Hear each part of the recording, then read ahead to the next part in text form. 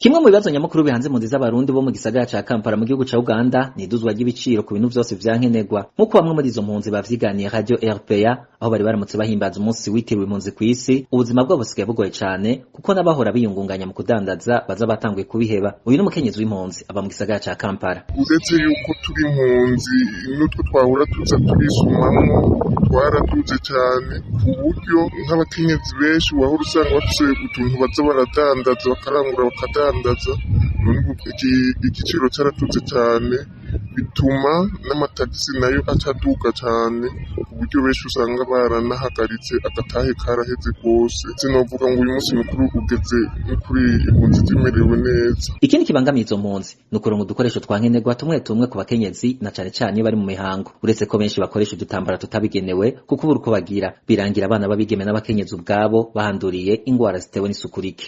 Oya, biragoye rwose, biragoye ntaho tubikura kuko nta shirahamwe na rimwe ridufasha muri ivyo bintu. Benshi nyine ahubwo niho usanga banakura n'ingwara kubera usanga bakoresha ibintu bitafaditse vy'ubushambara bumeze nabi, ugaca usanga ama infection yabaye menshi cane mu bavyeyi ndetse n'imbuze n'abana b'abakobwa nyene. Ku rundi ruhande n'urwaruka rukora akazi ko kunguruza abantu ku mapikipiki aho mu mpunzi z'abarundi muri Uganda ruvuga ko ibintu bitoroshe kuri bo, iruhande yuko benshi bitaborohera kuronka ivyangombwa vy'ako kazi n'aberekanye ivyo bakuye i Burundi hari igihe bitemegwa. Jewe mu buzima bwa misi yose sanzwe nyonga imoto, kenshi biratugora kuronka kubera ko abenshi usanga ata mahera dufise, ata mafaranga dufise.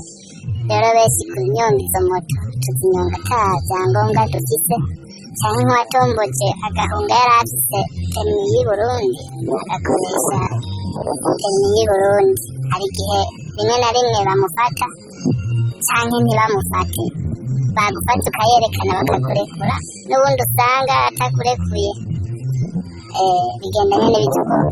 Amasoko yacu mu mpunzi z'i Kampala mu gihugu ca Uganda yemeza ko kino gihe urwaruka rutari ruke ruza rwarahevye amashuri kubera uburyo buke rukirwa muhira, ibica bituma n'indero yabo ikigorana gukurikirana.